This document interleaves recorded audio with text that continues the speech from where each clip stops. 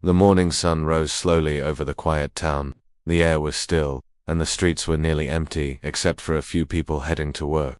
In a small corner of that town stood an old brick house, not fancy, not new, but filled with memories. That house belonged to a young girl named Lena and her mother. They had lived there all their lives. The walls carried laughter, the garden smelled of jasmine, and every part of the house held a story of Lena's late father, the man who had built it with his own hands. Though life wasn't easy after his death, Lena and her mother stayed strong. They worked hard, shared simple meals, and found comfort in each other's company. But everything began to change. One morning when a man in a suit knocked on their door, he handed Lena's mother an envelope and said coldly, "You have 1 month to leave this property." Her mother looked confused.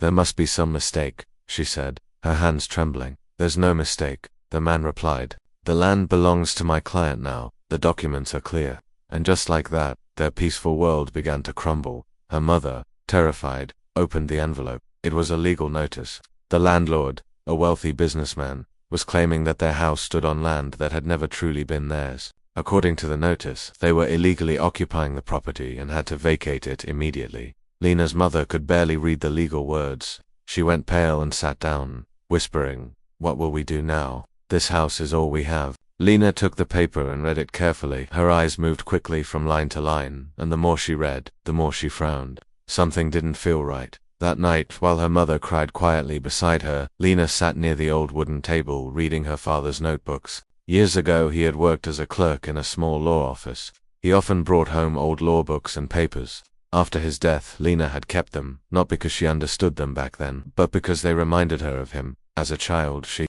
used to flip through the pages, curious about the strange words. Over time, she had learned some things, not perfectly, but enough to understand the basics. Now, those same books became her only weapon. She whispered to herself, "If they say we don't own this house, I need to find out why." The next day, she visited the local office to check property records. The clerk, surprised to see such a young girl, asked, "Are you sure you know what you're looking for?" "I think I do," Lena replied politely. "I need to see the file for this address."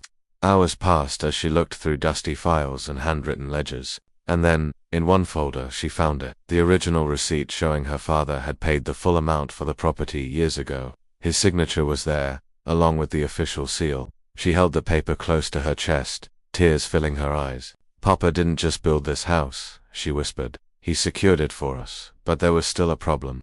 The landlord's lawyer had filed the case in court, claiming her father's documents were outdated and invalid. Their lawyer, a friend of her mother's, took the case at first, but soon gave up. "The other side has too much power," he said. "They'll win easily." "I'm sorry." Her mother begged him not to quit, but he only shook his head. "It's not about right or wrong," he said. "It's about who has more money." That night, Lena sat quietly beside her mother. The older woman looked broken. "We'll lose everything," she murmured. "Your father's dream, our home." Lena placed her hand over her mother's and said softly, "Maybe they have money, but we have truth." Her mother looked at her in disbelief. "What can truth do against them?" Lena took a deep breath. "It can do everything if you know how to use it." She stood up, walked to the old cupboard, and took out her father's brown leather notebook. Inside were his notes about laws, cases, and personal thoughts. She began reading them again carefully. This time she studied every word, every example. Days turned into nights, and nights into early mornings. Her eyes ached, her hands trembled, but she didn't stop. The neighbors noticed her determination. Some said, "She's wasting her time." Others said, "She's too young. This is not a school exam, it's court." But Lena didn't respond. She stayed focused. By the time the court date came, she was ready. That morning her mother stood near the mirror, trying to fix her hair, her hands shaking. "I can't go in there alone," she said softly. "What will we do without a lawyer?" Lena looked at her and said calmly, "We're not alone, Mama. I'll speak for us." Her mother froze. But you're not a lawyer." Lena smiled gently. "I may not have a degree, but I know the law." The words came out with quiet strength. For the first time, her mother saw not just a daughter but a young woman who carried her father's spirit. When they reached the courtroom, it was crowded. The landlord stood confidently with his lawyer, who wore an expensive suit and a proud smile. When they saw Lena and her mother walk in, both smirked. The lawyer leaned toward his client and whispered, "Is this your competition?" "A girl, this will be over in minutes." But Lena didn't pay attention to them. She walked calmly to her seat. The judge, An older man with kind but sharp eyes looked down from his desk. "Where is your lawyer?" he asked. Lena stood up. "Your Honor, our lawyer has withdrawn. I'll be speaking for my mother and myself." The judge raised his eyebrows. "You will?" "Yes, sir," Lena said clearly. "I understand the basics of our case, and I know our rights." A murmur ran through the courtroom.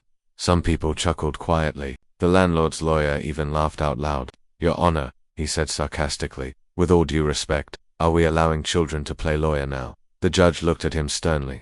"Let her speak. Everyone deserves a voice." And that was how it began. A poor girl, standing in front of a judge, facing a professional lawyer and a powerful man. As the landlord's lawyer presented his documents, Lena listened carefully, her hands folded. She noticed every small detail, every date, every seal. When it was her turn to speak, she stood up slowly, holding her father's notebook close. Her voice trembled slightly at first, but she didn't let fear stop her. "Your Honor," she said respectfully, "these papers he's showing, they may look official, but they're not complete."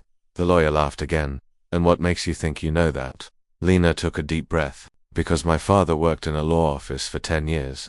I studied his files. I know what a certified document looks like. These aren't stamped by the district registrar. They're copies, not originals." The courtroom grew silent. Even the judge leaned forward, his eyes narrowing.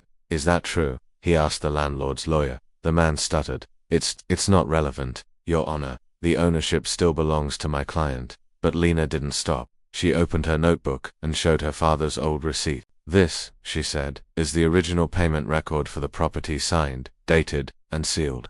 My father bought this land 20 years ago. We've lived here ever since."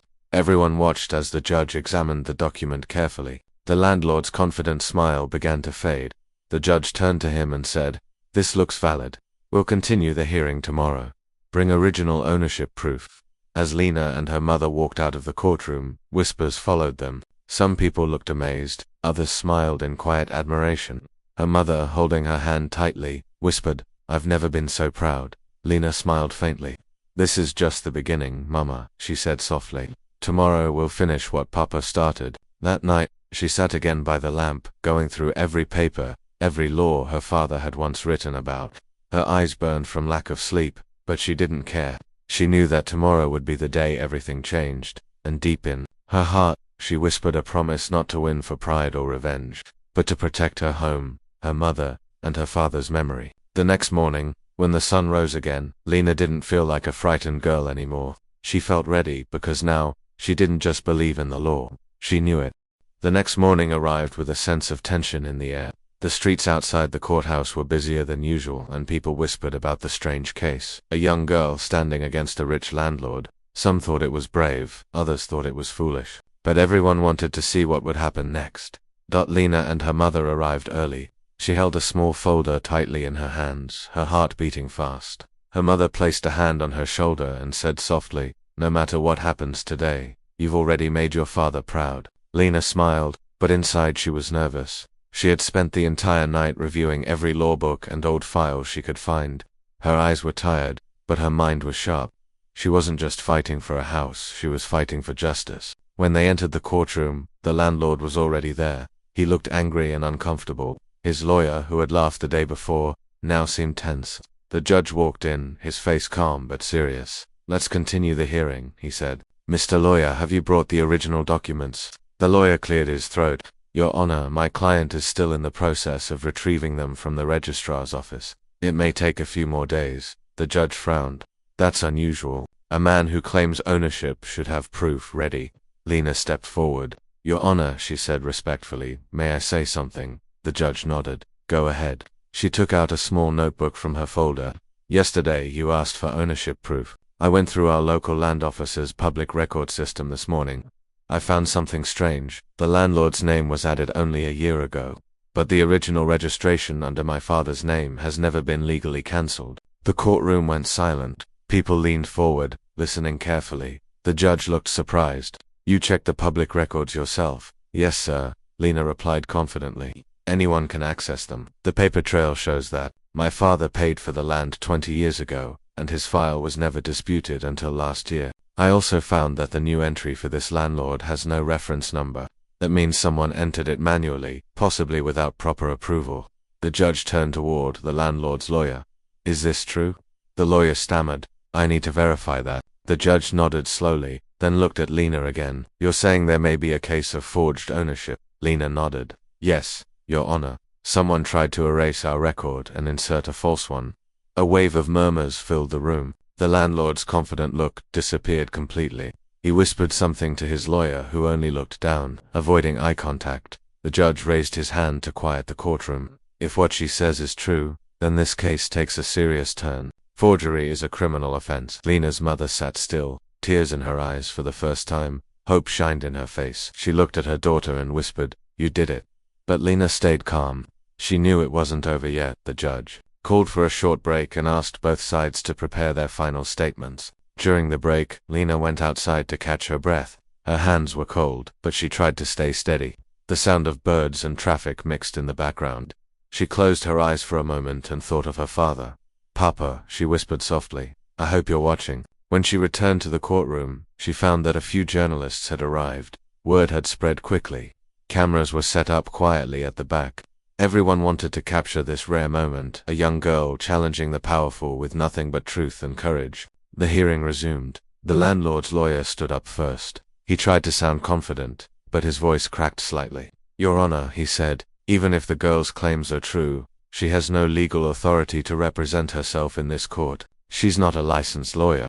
This hearing should not even continue." Lena stood calmly. The judge looked at her and said, "Do you have a response to that?" She nodded. "Yes, Your Honor. According to Section 32 of the Civil Procedure Law, in matters involving personal property, a family member has the right to present their case if they are directly affected and can prove personal knowledge of the facts. I read that in my father's old book." The judge's eyebrows rose slightly. "You read the law correctly." The courtroom went silent again.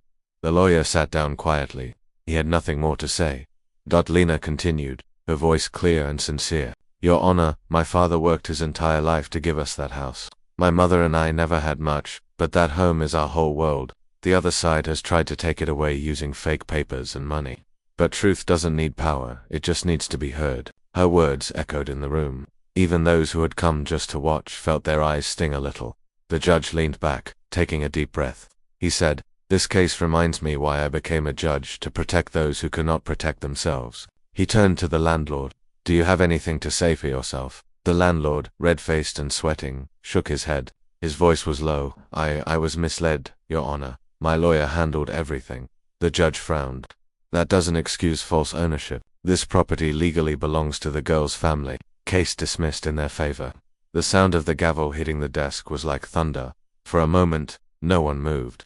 Then the entire courtroom began to whisper, clap, and smile. Some people even stood up to cheer quietly. Lena's mother covered her face and began to cry, but this time, it was from relief. She hugged Lena tightly, unable to say anything. Lena hugged her back, her eyes filled with tears but her heart calm. The judge looked down at her and said kindly, "Young lady, you have done something rare. You didn't just defend your home, you reminded us that knowledge is power. Never stop learning. You have a sharp mind. Maybe one day you'll stand here not as a witness, but as a real lawyer." Lena smiled shyly.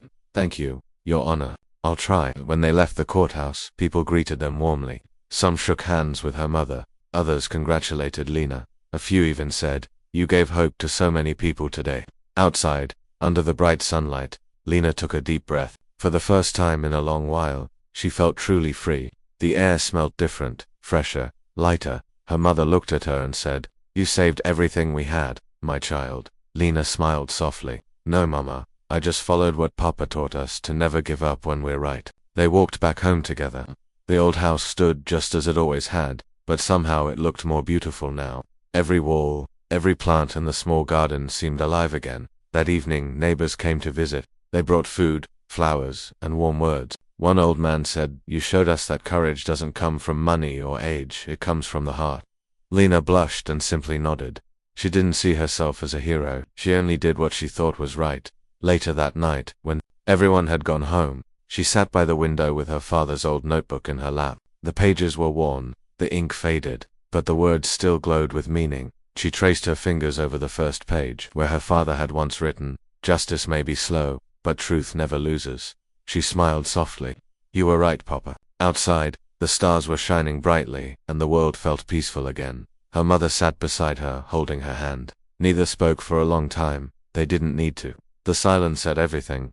Their house, once at risk of being taken away, now stood as a symbol of their strength. And Lena, the girl who had once sat quietly reading her father's books, had turned into a living example of what happens when courage meets knowledge. From that day on, people in the town began calling her the girl who knew the law. Some even came to her for advice on small legal matters. She helped them gladly, never asking for anything in return. And years later, when she finally got a scholarship to study law at a nearby college, she walked into the same courtroom. Again, not as a frightened daughter this time, but as a young woman in a lawyer's coat, ready to help others like her family once needed help. The courtroom where she once stood, trembling, now became her second home, and every time she looked at the judge's chair, she remembered the day he said those words, "Never stop learning." She didn't stop, she never would, because that day when she said, "Your Honor, I know the law," she didn't just win a case, she found her destiny.